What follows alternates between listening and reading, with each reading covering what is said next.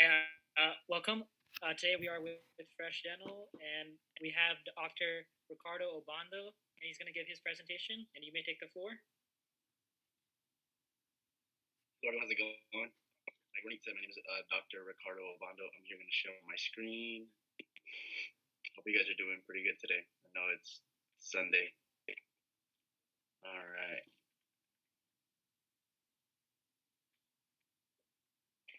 Perfect. So welcome to today's presentation on the 12th, on this Sunday. Again, my name is Dr. Ricardo Obando, and I am a second-year endo resident at the University of Florida College of Dentistry in Gainesville, Florida. So basically, today's topics we'll be discussing, today we'll be talking about my road to DMD, and then later into specialty.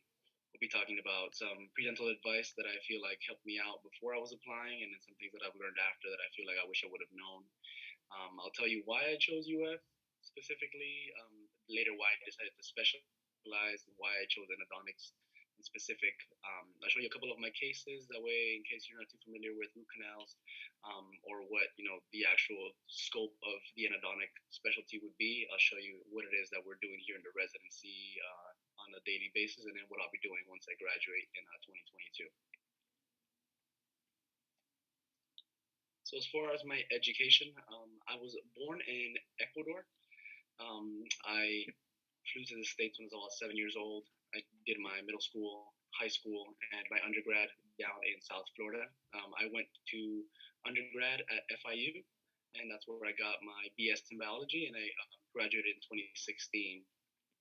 So while I was at FIU, some of the things that I feel really helped me when it came to, being competitive in the application on paper would be I was the marketing director at the Piano Society. A lot of these schools, they're not really looking, even though being president, vice president is great, and it really does, boost the value of your commitment to the profession and to the club.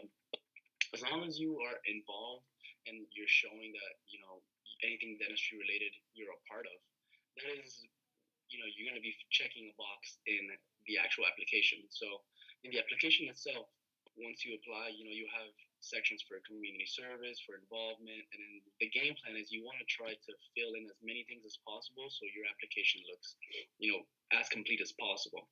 So apart from also being a member of the Pre-Dental Society at FIU and being the marketing director there, what I was doing towards my last 2 years, what I did was I did research with the College of Medicine there, some molecular biology research, and I was able to get a couple scholarships that helped me quit my job, and then I was getting paid to do research. And again, even though research was not my main focus, and I knew I was not gonna get a PhD or delve into research later in my life, I just felt like as far as whatever we learned in the classroom and then applying it day by day, doing research, working with petri dishes and bacteria and learning about primers and bacteria and everything all together really, really helped engrave these things in my head. And then again, when it comes to application wise, when that research portion came up, I could really write something. And then most of the times that when you put something in there, they're going to ask you about it. So being there 2 years, I felt comfortable talking about anything as far as my research went. So when I graduated in 2016, I continued and I chose UF specifically for dental school. So I'll tell you why I chose UF here. So I graduated from the dental school in 2020, so a couple just last year. But the reason why I chose UF specifically was my family was out in South Florida. I wanted to be as close as possible. And when it came to either state school versus private schools, I really thought about finances.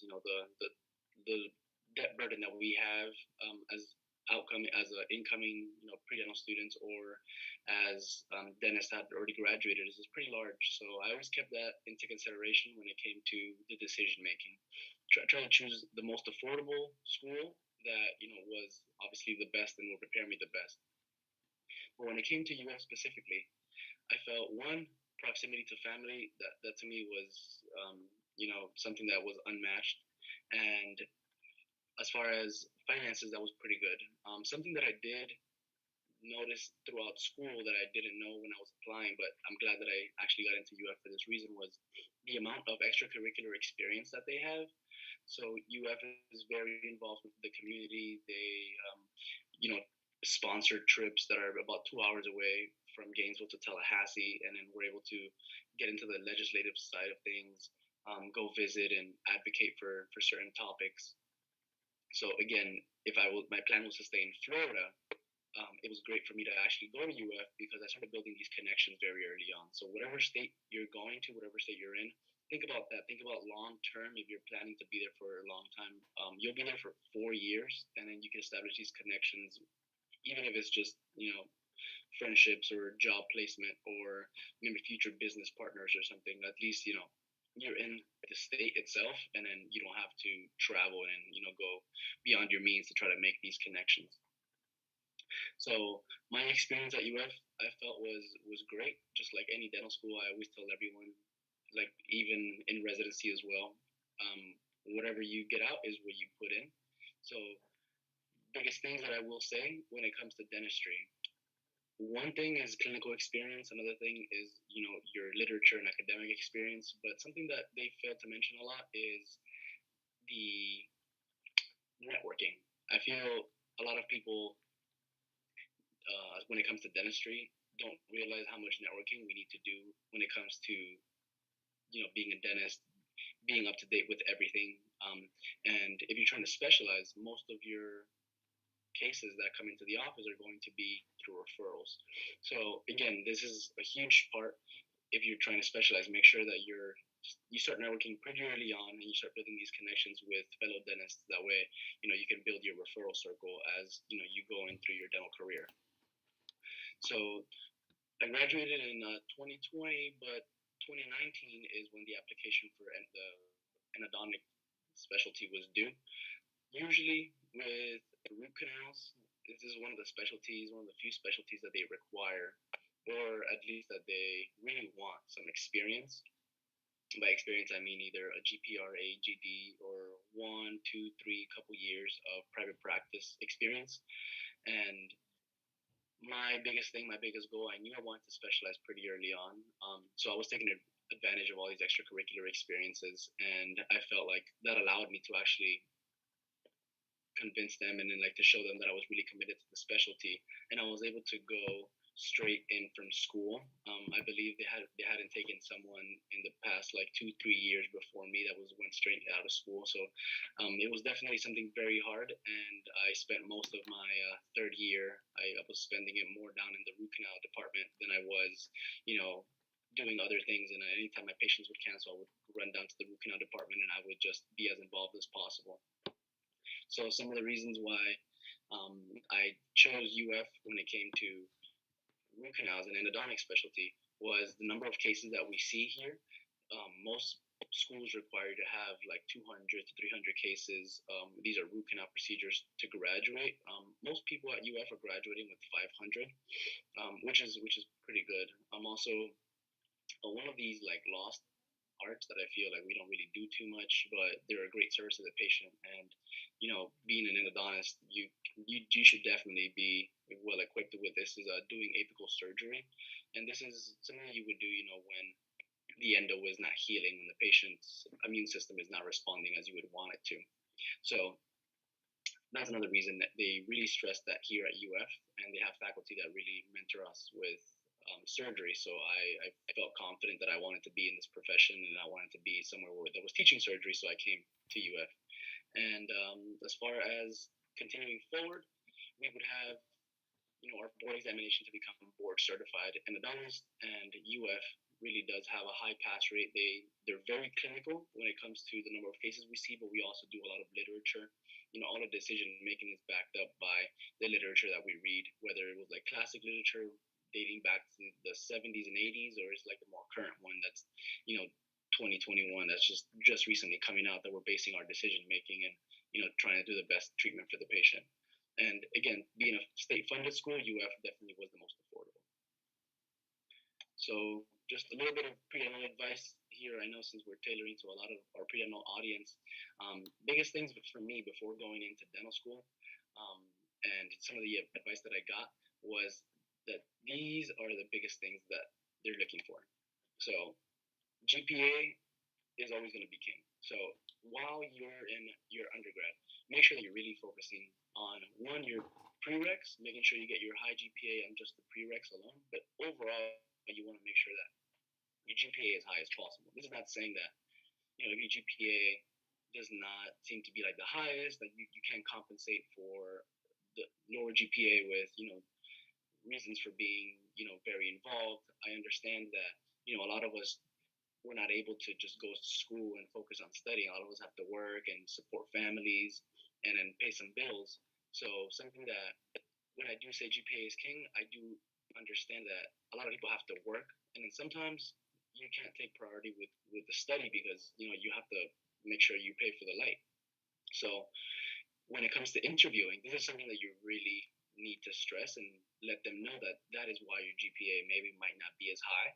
You let them know that you're supporting a family. You let them know that you have to work 45, 50 hours a week, and then all of a sudden, say your grades, say maybe your A minus, might look like a real achievement. Because working 50, 60 hours a week, supporting a family, being involved, shadowing, all this, and still having to get A minuses, B pluses, they still look really good. Second after that is the DAT. This one, what I would recommend is make sure you try to get at least like 2, 3 weeks where you're doing nothing but the DAT, and then that way you can really focus. Again, this goes back to if your GPA is not like the highest, then at least you'll compensate with your DAT being like at a good number. And again, high DAT and you being involved and then you working and stuff, it'll definitely help out when it comes to when you're trying to you know let them know why your GPA is not as high or why you're the right person for this school. So other things that they told me was that a lot of people from the beginning, I think like 90% of the people want to do orthodontics for whatever reason. Everyone tries to become a dentist for whatever reason to become an orthodontist. A lot of people will shadow their orthodontist, let's say 100 hours, and then they will shadow their general dentist like only 50. So something that the school here that during their pre-dental days where they really stress is make sure that, like I say, maybe your game plan is to become an orthodontist or an oral surgeon or an endodontist, periodontist, whatever it is. Maybe your goal is to specialize, but you have to understand that before specialty, you become a general dentist. In the school itself, you're not applying for a specialty position. You're applying for a general dentist position. So make sure that out of all your numbers, when it comes to hours for shadowing, make sure that the majority of them are with general dentistry. Even though a lot of people work at these specialty clinics and most of your hours might come from there, make sure that when it shows up on paper and then when you're actually committing is mostly to general dentist because they will ask you questions related to your shadowing experience at the general dentist. When I say to shadow consistently, something that I say is it's better for you to do, let's say, 100 hours over the course of 2 years than it is to do 100 hours in the summer. Something that the school really does look at is the fact that if you do these 100 hours in the summer, it almost looks like you did the shadowing to check a box. When you're doing these 100 hours over 1 or 2 years, or like 150 hours, 200 hours over like 1, 2 years, it shows that you're committed. It shows that you're consistently thinking about dentistry, that you are getting involved, and that you're not just doing this to check a box. So make sure you're doing it over a long period of time. Something that really helped me out, this I learned at a conference one time, and this is advice that I feel like I give to everyone. If you can, just do a quick Google search for dental laboratories that are in your neighborhood. Visiting obviously right now might be a little bit hard. Thankfully, they should be improving here in the near future. But volunteering at a dental laboratory for me was something that it was invaluable as far as doing your own lab work, especially like second and third year. You're going to be doing a lot of this, and in the beginning when you're first learning, mixing stone, setting teeth for dentures, and all that, like waxing teeth, all that is not second nature. So if you can kind of get a little bit of exposure to this ahead of time, I feel like you'll be ahead of everybody else, and then you'll be getting everyone to be asking you for advice when it comes to just simple things that maybe they just taught you and you were doing it to help out. If you can get a job at a dental laboratory, that'd be great too, because you have a lot more responsibility, and they'll be looking at the quality of work that you're putting out, and then that really shows one to your faculty. When you have clean lab work, and then when you're presenting a case to a patient and you have clean lab work, it just shows how committed you are to the case, and then how much you care. When it comes to interviews, something that I always say is try to be yourself. I know this is super cliche, but when it comes to who they're looking for, they're trying to fit people that are going to mesh together. So don't try to be the person that you think that they are looking for. Just if you're going to be the perfect fit for that school, just be yourself, and then that's going to work out. Most of the time that I give advice on an interview, the biggest thing that I feel like helped me out was when I went in there. I was very, very nervous as soon as I stepped into the door. The minute I sat down, it almost felt like I was gonna treat this in a way that like they weren't interviewing me, like I was interviewing them. Okay, and then so my thing when I left there, I was like, man, I really led that interview. When it came to questions, so in UF, it's a 3-to-1 interview process, three faculty to one student. And when it came to one person asking me a question, I would answer that question. It wasn't like I was waiting there to maybe get the next question asked. So say somebody else asked me, say the second person asked me another question, and the third person asked me another question. But then all of a sudden I remembered something that the first person asked me. Before I got another question asked, what I would do is now I would approach them. I'd be like, oh, actually, now that I remember this point from the first question you asked me, this is something that I would do as well. Second person, this is something else that I remember that I would do, and then that way it shows that you're there, present minded, and shows that you could communicate with these people, because that's really what they're looking for. They're looking for somebody that's able to one communicate with their peers, communicate with their patients, and be able to take the load of dental school. So you need to be able to let them know that character wise that you're there to try your best, and that you're very personal. That's my advice. So going back to UF and then some of the outreach programs, the reasons that I was actually very fortunate that I came to UF. UF has 5 mission trips. Obviously, they have not left the country in starting 2020, and they haven't left any this year as well. But they have these my humanitarian trips that go to Ecuador, Jamaica. They have one that goes to the Bahamas, Nicaragua, and Honduras, I believe. And these humanitarian trips are a way for about 20 dental students, anywhere between the second years to the fourth years, to travel to other countries and be able to provide free dental care. Usually, second years we'll be doing more of the anesthesia, because by second year you're already doing your anesthesia lab and you're learning that. So then you get to provide care when it comes to anesthesia. And then third and fourth years are already in clinic, so they're doing the extractions and the fillings. And for people that might not ever get dental care, or they have to wait 6 months for their health department in these countries to be able to get some clinical care. Something that we actually have been running throughout this whole time is Freedom Clinic, and then this Freedom Clinic stands for like free dentistry, optometry, and medicine clinic, and this is a clinic that is run in Marion County. So Gainesville is in Alachua County, but when we drive an hour south, we get to Ocala, and that's Marion County. So Marion County has really seen the importance of having oral health and providing free care for their residents. So there's a group that goes once or twice a month. This is organized by faculty and students, and they go to different areas in Marion County. And there again, it's almost like doing like a humanitarian trip, but here in our own backyard. So again, when it comes to clinical experience, when it comes to providing care for patients, that was something that was really great, and that I felt like I didn't really know too much about until I actually got into UF. Apart from Freedom Clinic, which is with Marion County, Alachua County, and Gainesville, they also have these programs with the dental school, and there's programs called I think We Care and other health department clinics where students again for anybody below a certain level between the poverty line in Alachua County and Gainesville, they qualify to go to these clinics. And then these clinics are not really like mission trip style like Freedom Clinic would be. These are actual facilities, actual clinics with dental chairs and air conditioning. It almost seems like a dental office, and you could go to these once or twice a week.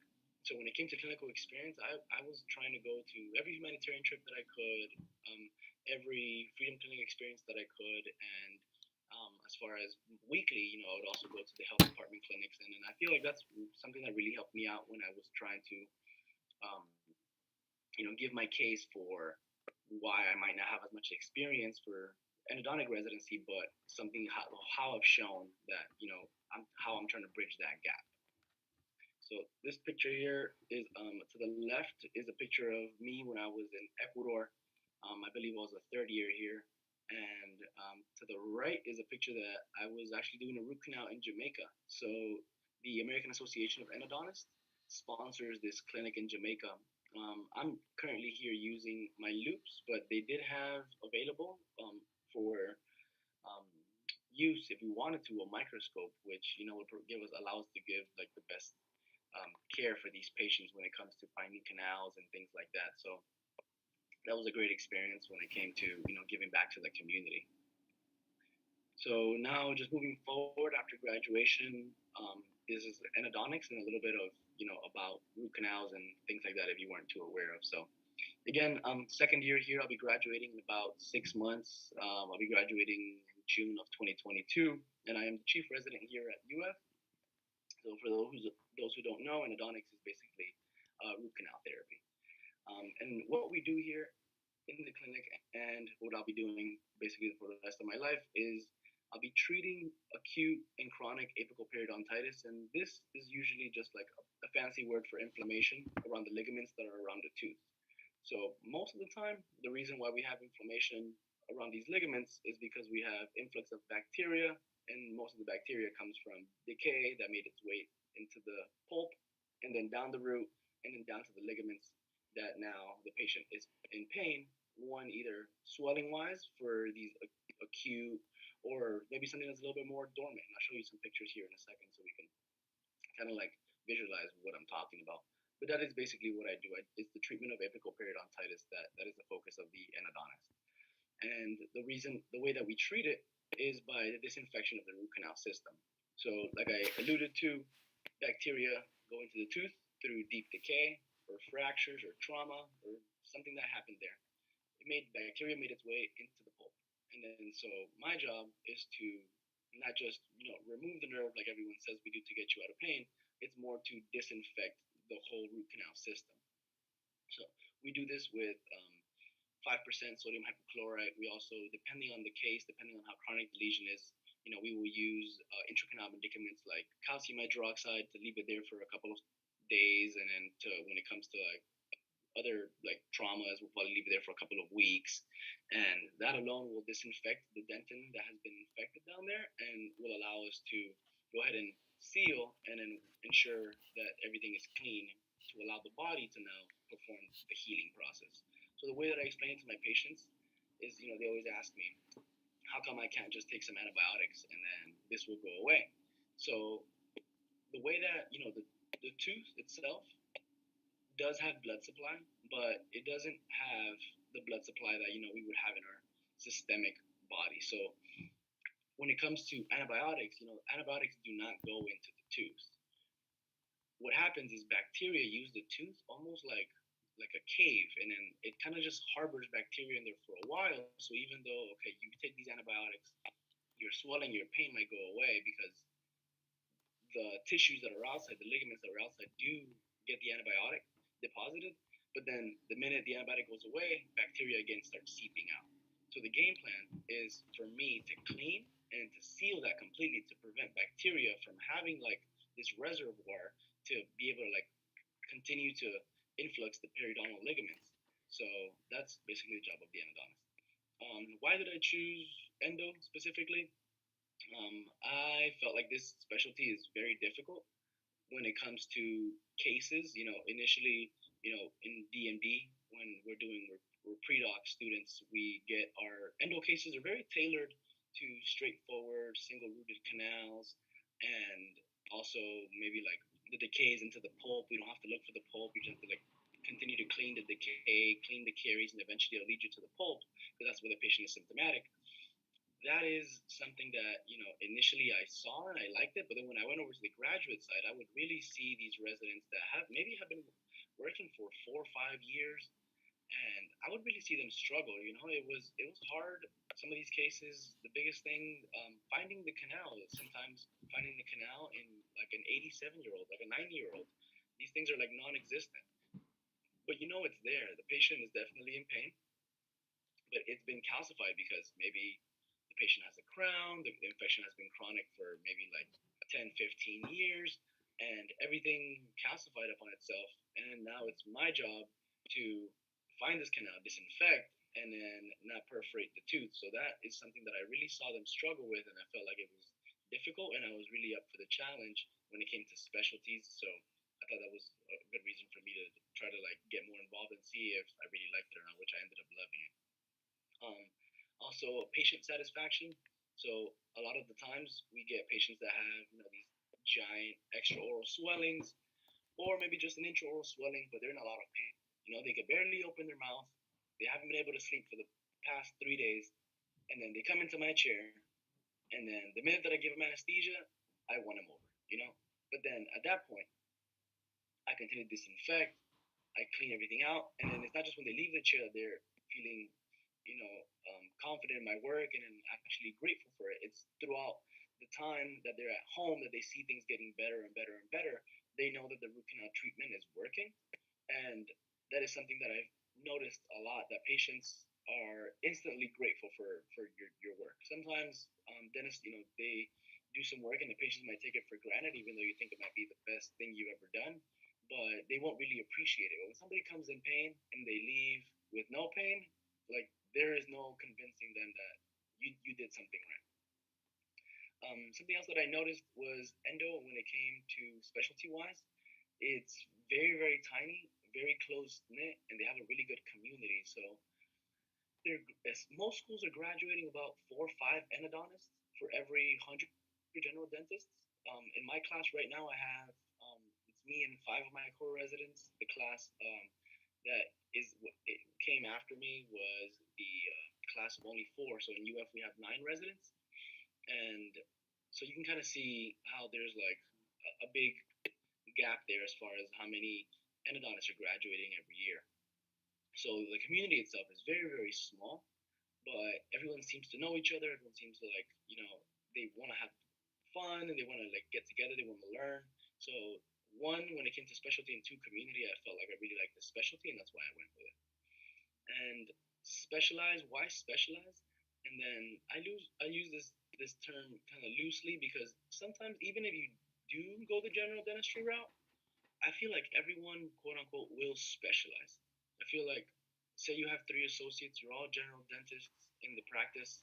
You might just not like to do dentures the way I don't like to do dentures, you know what I mean? But maybe your partner, also a general dentist, might like to do dentures. So all the denture cases he's going to be getting and he's going to be getting good at. So I feel like at the end of the day, when it comes to general dentistry, you still choose like what it is that you like the most. Like, do you like the crown and bridge? Do you like to place implants? Is it that you like to like just do a lot of dentures? Do you like to do like root canals? As a general dentist, you can also do root canals. So this is something that I feel like I already chose what I wanted to do.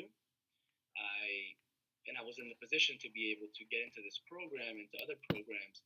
So then I decided, I wanted to get like the most training that I could in this procedure, not learn through like my experience. And while I'm still here in school, if I had a chance to go straight out of school, not to say that I wouldn't have reapplied, I would have reapplied a million times until I got into endo. That this is something that I wanted to do, and I knew my personality was one to focus on something, and I knew this like going into dental school. So initially, I wanted to become a general dentist that was going to be either doing aesthetic cases or implants, and that's like I was alluding to the whole like still kind of specializing. But then when I found endo, I felt like I fell in love, and then I was in the position to like, you know what, let me get the most training that I can in the root canal procedure. So that's why I decided to specialize in general.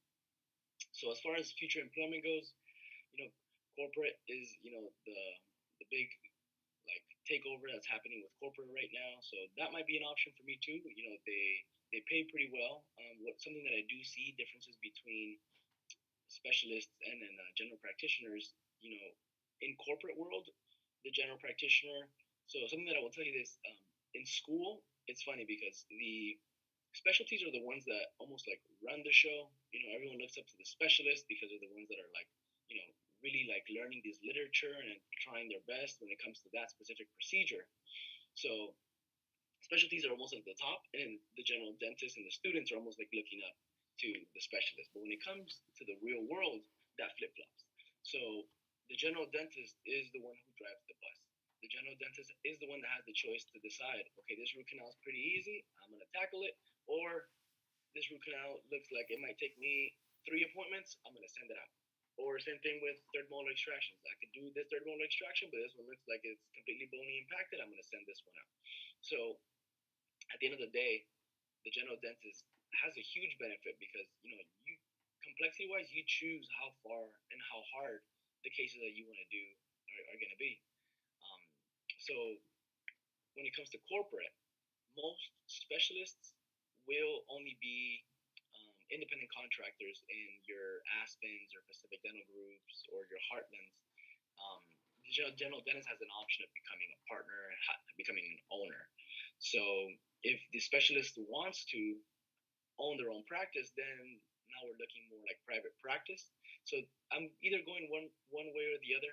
I've been interviewing at a couple places, both corporate and private practice, and then that is something that like right now I'm just kind of like up in the air. Since I graduated in June, I'm just trying to see like what works best for me as far as again proximity to family. I've been up in Gainesville for 6 years, and I wanted to be a little closer to family. So we'll see what the future holds here.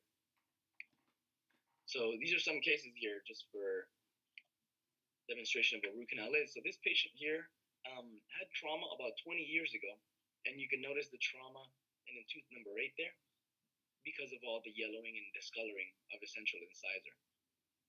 So if you look at the radiograph, you could see the canal itself. Hopefully you could see my pointer. The canal itself on tooth number 8, you see how wide it is compared to how wide it is here. So normally when a patient is very, very young, the canal is going to be extremely wide, and this will continue to close throughout the life of the patient. So this patient must have had trauma very early on in life because the canal itself did seem to have closed. The apex did close, but it didn't close when it came to narrowing of the canal, which normally we would see. So even though it looks like both teeth got chipped and were part of the trauma, only one of them was really affected. So when I did my cold testing, the tooth with the discoloration was non-responsive. So obviously and then when I tapped on it, the patient was tender to my percussion, tender to the tapping. So this patient, we diagnosed them with pulp necrosis and then symptomatic apical periodontitis. So treatment-wise, when we have pulp necrosis or symptomatic apical periodontitis, we have a couple options. Either we do the extraction or we do the root canal. So the patient needs to get rid of this infection that's there. They're in pain, but being anterior, being the aesthetic zone, normally the first course of treatment for this one is going to be the root canal procedure. So patient came in, and then for root canals, what we do is, we make a small little hole. Sometimes this is where I was saying that the caries will lead you to the pulp. In this case, he did not have too much caries because this was trauma. So I had to be more precise as far as to me going down the tooth, making that small hole in the tooth to be able to specifically land into the pulp chamber and not, gouge the tooth or not try to hollow it out or possibly perforate the tooth if I'm not in line with the pulp chamber. So that's the small hole that I made. And then if you can see all the way down there, that area that looks like white, that white dot is actually a little bit of the hemoglobin, the blood that is down there that's basically reflecting back. So this tooth, the root itself is pretty wide. So Patient came back for trauma cases. Normally, like I was telling you, this has been there for a long, long time. I'm assuming maybe I think he reported trauma being there more than 15 years ago. So what I'm thinking is bacteria has been sitting there for 15 years. They have been getting into the dentin, basically just pushing into the dentin, and we can think of biofilm just forming into the dentin for those 15 years where he had his trauma. So in this case, I disinfected it with the sodium hypochlorite that I mentioned. Then I did put the calcium hydroxide for about 2 weeks. He came back and then I finished the case.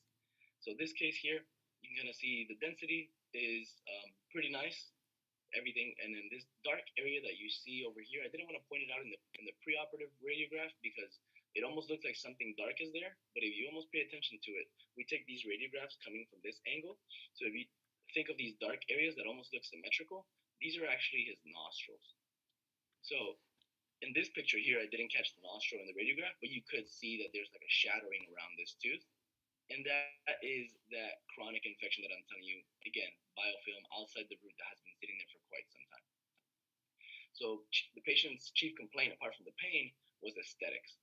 So something else that we do in endo and in root canal procedures that we could do is internal bleaching.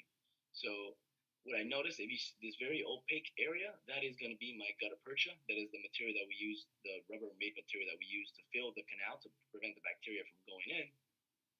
And then this less like opaque area that's right there, we put a base of it's called resin modified glass ionomer, but it's basically like a base, some sort of like resin material, almost like a filling material that we put in order to prevent some of the bleaching material that we're about to use to seep into some areas and then cause future problems for the patient because the bleaching and solutions that we use are pretty strong. So we don't want that to go down the root and maybe cause some sort of problem in the future, usually resorption when we don't do this base. So the patient came in, we went ahead and we put that bleaching solution, and I think we replaced it twice, and then this is the result. So normally when it comes to bleaching, we tend to overshoot the color because within 6 months there's always a bounce back. So with him, I didn't bleach until he had the perfect shade. I was bleaching to pass the color, and then I figured in 6 months he would have a little bit of that bounce back, that rebound, and then at that point he would have the perfect shade. So most of the time, internal bleaching has very very high success rate. I believe they're like in the 96% success rates. And then this next case here, when I was talking about complexities, this is something where I was saying that this would not be deemed a predoctoral DMD case, and myself, I was struggling with this case, and then the residents that I would see tackle these cases would struggle with these cases, and this is the reason why I realized actually that doing root canals is really really hard. So if you look at the root that's on the backside here, the distal root, you can almost see the outline of the canal. So this is the pulp chamber that's right there, and you can kind of see the outline go all the way down. Perfect. When I see an outline, it's a good day. Now, I look at the mesial root here in the front, the right side. I see my outline. It's going down. And about halfway down the root ends over here. Halfway down the root, I lose that outline.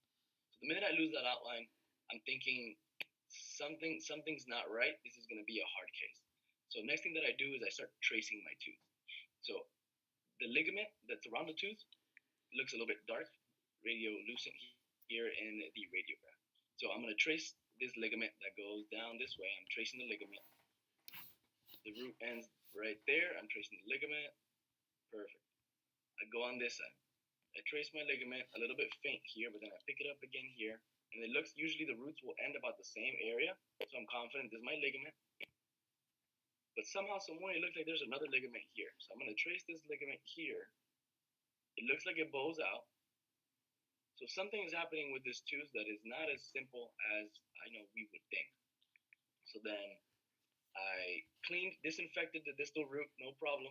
I struggled a little bit with the mesials. I stopped halfway through. I took a CBCT scan, and then I was able to plan a little better, like a 3D image of the tooth, to guide myself to what I was doing. And then this is the final result. And you can kind of see how complex this case really was. So here on the distal side, We actually had a deep split all the way down here. So it was one single root, and right at the end, and this is something that I'll show you. I work with a microscope, but when you're down there, this is all 100% by feel. I'm feeling to see if I feel a catch going into one area, feel a catch going into another area. Do I feel it go straight down? Am I confident that I cleaned it out fully? You are not seeing anything at all. You're 100% relying on feel. Now, on the mesial side here, you can kind of see how this follows the root and it's doing like almost this S-shaped curvature. And then so S-shaped curvatures are something that, endodontists pride themselves in as far as trying to manage these curves because something that we really battle with is our instruments are made of nickel titanium and stainless steel. So when you think of these things, you're not thinking flexible, you're not thinking something that's going to be able to take an S shaped curve over and over without breaking. So, something that we strive to do is not leave an instrument in the canal, even though sometimes it does happen, about 5% of the time it does happen. Ideally, we don't strive for that. But when we have an S shaped curve, the chances of you separating an instrument or the instrument separating is pretty high. So we have to go slowly with these cases. We have to use more flexible files. We have to go like different rotary systems, different like rotary files and stainless steel files in between. We have to be able to manage the curves so then the tooth itself doesn't feel stressed and then stressed over the file breaks, and then you have to explain to your patient why there might be a decrease in the success rate of this case because now the file is separated into the tooth. So this case specifically, I was very happy with. It turned out great. Took me 2 appointments, but this is kind of how it is sometimes. You have to stop halfway through. Patient's been open for about an hour and a half, and if you're not able to finish the root canal, it's because something's complex. So you take that 3D image, you plan better. Next time you finish it, and it's no problem. So this case here, the patient's general dentist, the referring dentist, recommend not. They wanted us to not do the buildup. They wanted us to temporize just with temporary. So that dark space, that really lucent space that you see there, that's a little bit of a sponge or a cotton pellet that I placed. And then this very radio opaque area, that's just cavity or some temporary material that I use to make sure that the patient has enough time. They got to purchase not exposed while he goes to his general dentist to get the permanent filling and then eventually the crown. So that's another case. And so this is another cool one. So this is a third molar, lower right third molar. So anytime we think of third molars, we are already thinking extraction. Like, why is this tooth even here? Usually by 16, these things are gone. For this patient though, his jaw, was pretty long. It had no problem developing all his teeth. There was room for all his teeth, and he actually happened to lose the second molar and then the first molar in front of that. So for this patient, an extraction of the third molar now would not be the best case because he's using this tooth to chew, and two, this tooth could either be part of a bridge or maybe support some of the implants that he could get like anterior, like mesial to that. So patient was in pain. You can kind of see he had a silver filling. This very radio opaque area, the silver filling in the tooth, and no no surprise, third molars are hard to clean. So obviously he was having some trouble cleaning the tooth all the way back there, and that's why we recommend the extraction usually pretty early on. But thankfully for him, he didn't get it because now he's able to continue with the bridge, or like I said, being able to distribute the forces of the implants that he might be able to get. So look at the anatomy on this one. So this one looks almost like a heart. You can kind of see both of these. So he had 2 canals. He had one there on the mesial, one on the distal, and they came together and joined at the end. So now when we're thinking third molar root canals, we're actually thinking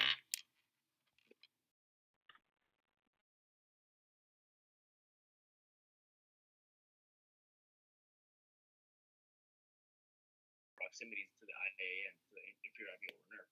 So with this one specifically, I cleaned all the way to the end. So my files went all the way to the end. But something that we also battle with in endodontics is extrusion of material because the gutta percha does not go alone. The rubber material that I said we use to fill the tooth doesn't just drop into place. We coat it with some cement.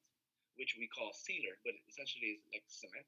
And that is what cements the gutta percha into the tooth. But sometimes, if you really cleaned it well, or say maybe you over cleaned a little bit, you went past the tooth, and the tooth itself has a closure that's like this, but say you over cleaned, say your instrument went further, and then now you almost like open this up. So now when you're putting your gutta percha, you have a high chance of things extruding out. You have chances of sealer extruding out. Or if you're putting calcium hydroxide, the calcium hydroxide is extruding out. So when we have these extrusions,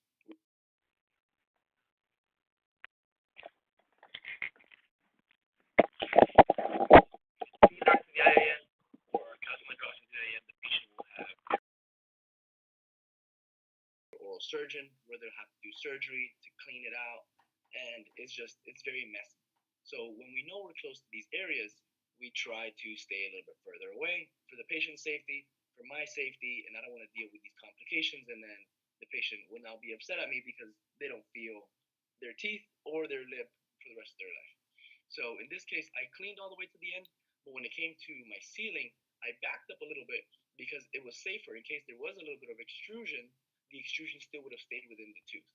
So again, patient got a crown on this tooth after, and he's been great ever since. So apical surgery. So what do we do if the endo is not healing? So my job is 90% of the root canal process. The 10% all relies on the patient's immune system. And why I say this is what I was saying. Like I disinfect the tooth, but now I rely on your body to be able to remove the biofilm that's outside the root, remove the bacteria that's outside the root, and that no longer is my job because I cannot clean outside the root because, like I said, once we start going outside the root is when we start damaging structures. So sometimes some of these could be cystic lesions or they could be just very resistant bacteria that is not healing. It might have been the most beautiful root canal, but it's just not healing. So what do we do if the root canal did not heal? So ideally, what we do is, we go in there a second time and we do the root canal retreatment. So especially if the root canal was not done by me, my first option is going to be the retreatment.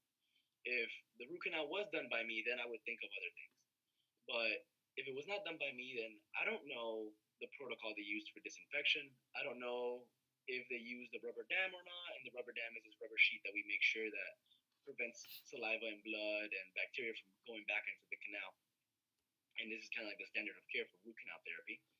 I don't know if the person that did it before did not use a rubber dam. I don't know if it was done in this country, another country. So my first course of treatment is going to be the retreatment of the tooth. So if they have a crown, it's no problem. We make a small hole in the crown, go through it. Again, usually because it failed once, I will put calcium hydroxide in these cases, make sure I get complete disinfection, come back, clean it a third time, and then, well, by a third time, I mean I clean it the first time with sodium hypochlorite. It cleans for 2 weeks with the calcium hydroxide, and then when the patient comes back, I clean it a third time. Not that I'm doing the root canal a third time. So I clean it, disinfect it 3 times before I reseal it, and then after that, I go ahead and then I'm monitoring symptoms. At that point, my decision to continue to intervene will 100% rely on follow-up, radiographic follow-up of the patient. I want to see if they do have an infection, that shadowing that I showed you in that first case. If they do have that, I want to be able to see that either getting smaller or going away completely. So if it's not, then I will think of other options. But another option is if patient does not want to do the retreatment, there is always the option of doing the extraction. Again, it all depends. If it was my tooth, I would always do the retreatment and maybe the apical surgery before I would ever do an extraction, just because now I'm looking at the implant route. There's always a lot of complications with extractions and implants, and if I could save my tooth, there's nothing like saving your own tooth. So first, I would do the retreatment, and then, if necessary, I would need to do apical surgery if the patient still has symptoms. If they have no symptoms, then we continue to monitor. If they do have symptoms and I did the root canal, then most likely I'll do apical surgery. So this case here that I'll show you here in a second is a case that was done by one of our residents. The root canal was done by a second year resident. It was done about 3 years ago. And I saw the note. The note was completely done. Great quality of work. Everything was. I could see that it was clean to the end. They had cleaned it in 2 appointments. But if you notice, there's still some shadowings around these areas. And then when I touch up there, the patient's in pain. The patient has trouble biting, and on top of that, they just finished getting brand new crowns. When I check the crown margins are completely nice. So at this point, I could tell that the root canal was done by a specialist. I could tell the root canal was done using calcium hydroxide for complete disinfection. Crown margins are nice, so I know there's no leaking. So instead of me doing the retreatment, since the root canal is already the quality of the root canal is already good, and the patient did not want to lose these teeth, he just invested almost $1,500 in these crowns. What we did is we did an apical surgery. So this is where we would now address the infection from the root down towards the crown, as opposed to how we normally do it from the crown down towards the apex of the root. So with this, I'm gonna have to show you. I wasn't able to upload the video because it was so large, but I'll show you one of these surgeries that I did. And this on this tooth right here, on tooth 12 and 13, that I did the surgery in. So I am going to exit out of here real quick. Okay.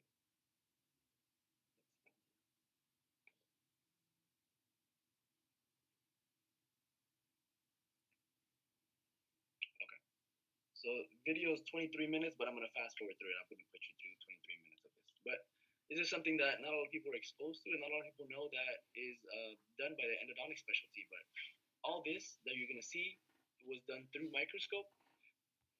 Oral surgeons also do apicoectomies or apical surgeries. Most of the time, these are being done by loops. And one of the benefits that the endodontists have is because our training is all done through microscope. One, my posture is great, and two, for me to see these little infections, I don't need to open up this giant hole because I'm either using my naked eye or loops. Since my magnification is so great, I could basically do these small little holes, and then as far as healing goes, the patient is in a way better shape. So here we go. So at this point of the procedure already, the gums have already been reflected.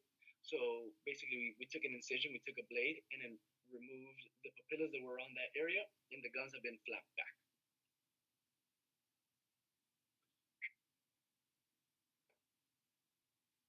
So here we go. So this over here is going to be tooth number, you see that area that's right there? That's the area where the infection was poking out. So I poked that with my Explorer, and that's where the patient was getting his symptoms. When I touched it, that's where he was getting pain. So the gums are flat back here, and then at this point, I'll pause it real quick. So this over here is the canine, the upper left canine, tooth number 11, tooth number 12, and tooth number 13, and both 12 and 13 are going to get apical surgery or apicoectomies. So fast forward through them here real quick. So this is part of the surgery where I'll use my burr under microscope, and then I will make this small little hole with copious water irrigation, and I am going right to the apex of the tooth, and I am going to remove that infection that's lingering and that's been there for a while and causing my patient some problems. And now he's able to, use his tooth like normal. Crowns he just invested on. We did not have to make a nice hole in the crown that he just paid $1,500 for.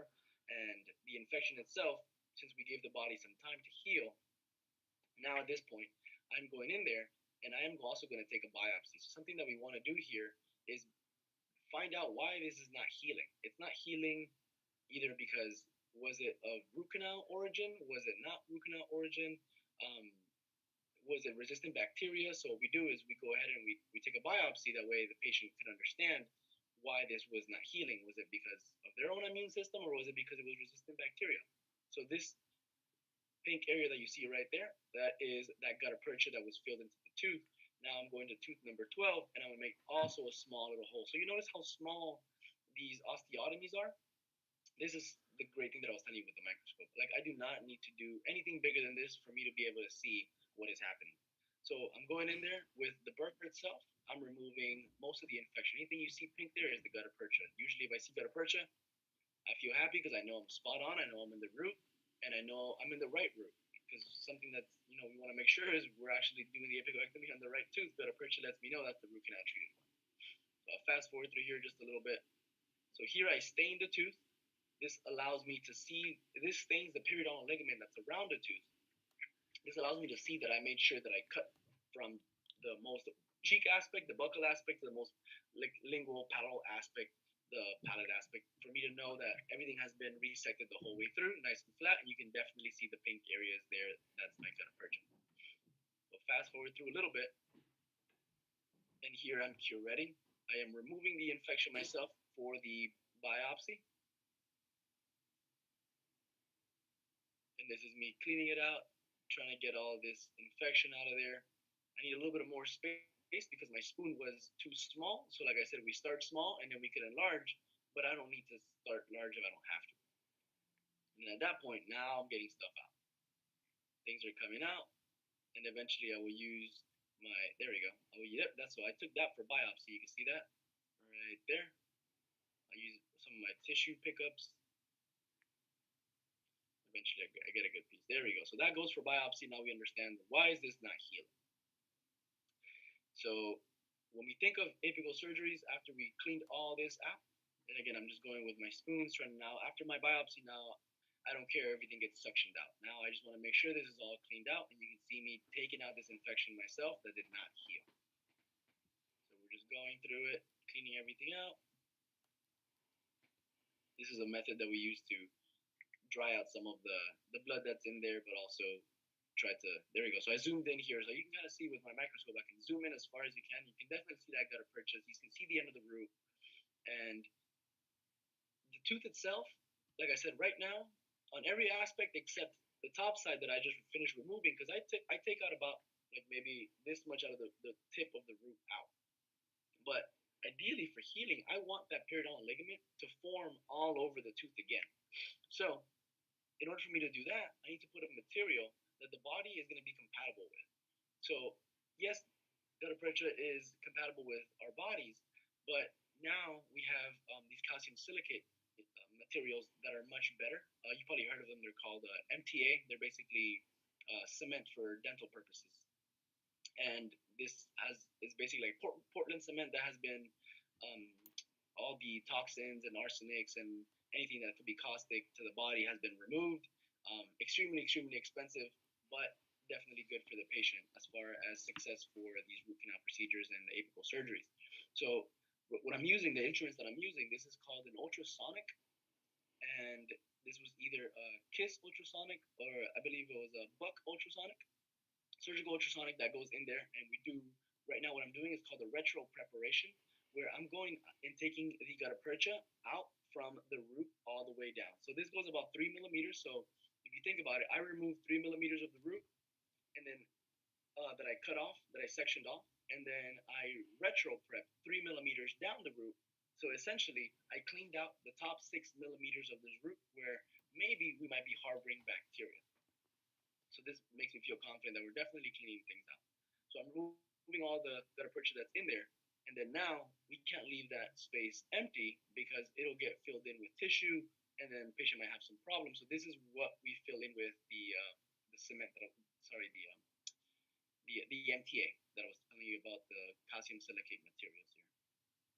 So I'm just making sure everything is clean.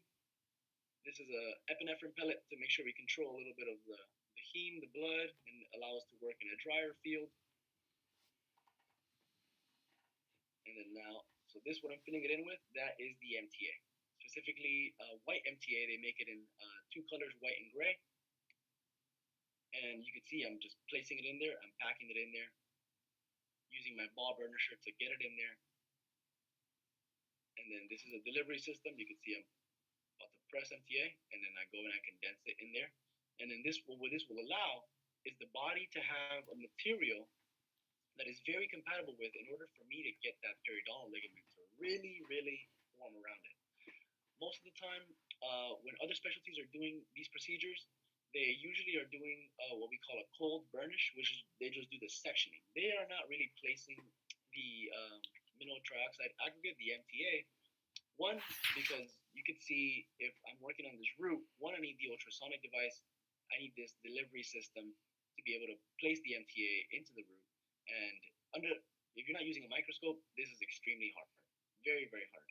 So root canal surgery, apicoectomies, apical surgeries under the microscope are definitely, high success rates, 94% success rates. So we have, good teachings here at UF that we're doing this.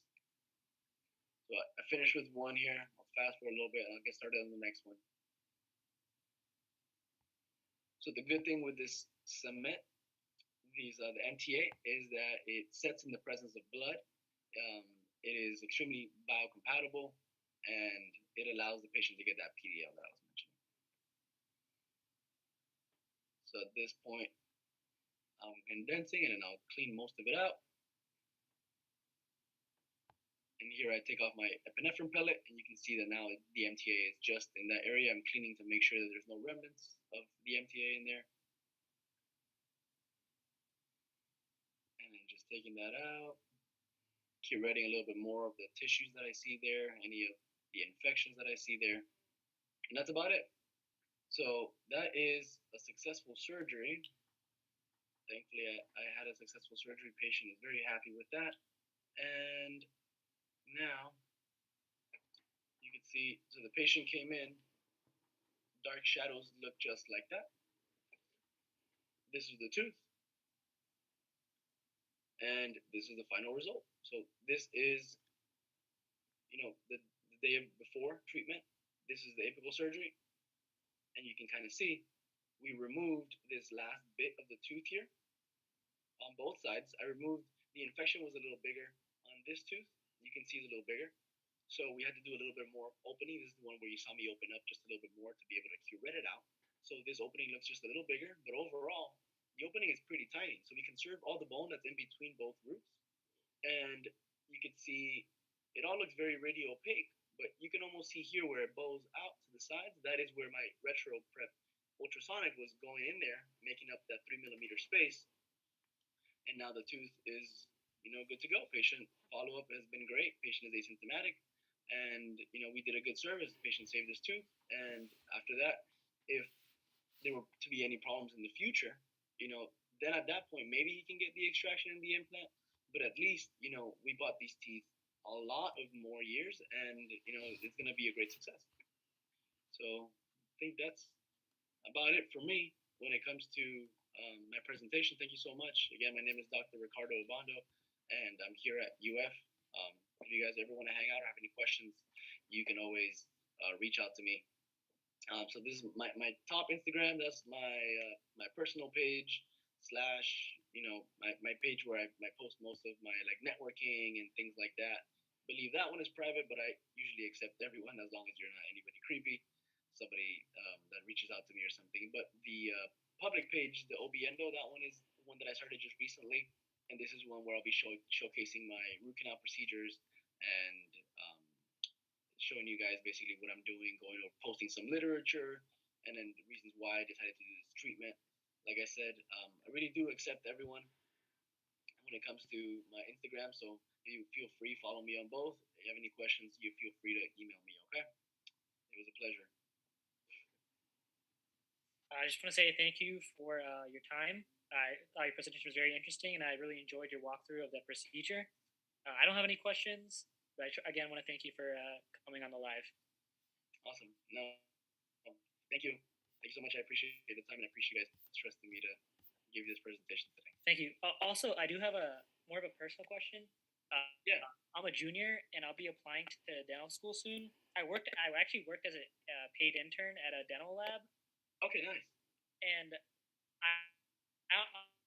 I honestly don't think I did that much, but the boss there was super nice to me. He would always he would teach me as much as he can. And I learned a lot.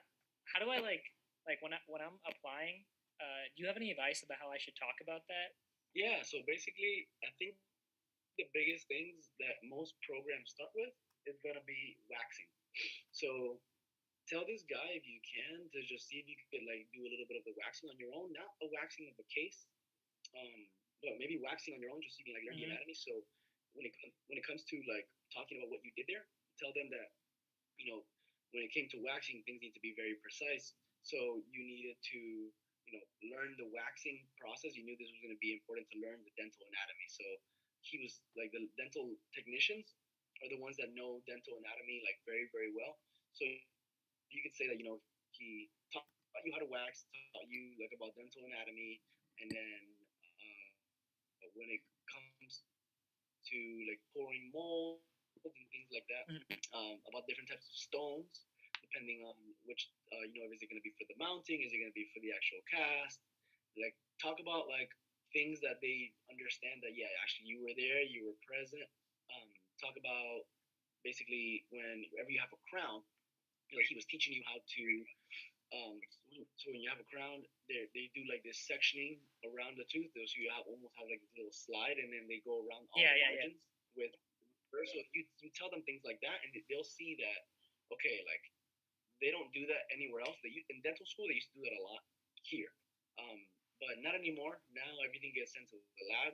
So if you tell them that's what you were doing, that's what you were being like exposed to, they'll know that you were there because no one else is doing that. I really appreciate it. Yeah, of course.